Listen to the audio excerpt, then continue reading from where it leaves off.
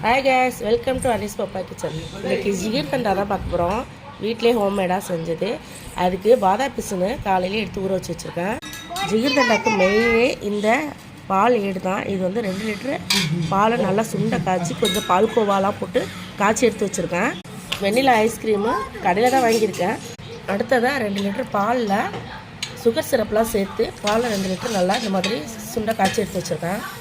இப்போ ஜிகிர்தண்டா எப்படி செய்யலான்னு பார்க்கலாம். ஃபஸ்ட்டு சுகர் சிரப்பு சேர்த்துக்கலாம். அதை பாதாம் பிசின் சேர்த்துக்கிறேன். அடுத்தது இந்த பால் ஏடை சேர்த்துக்கலாம்.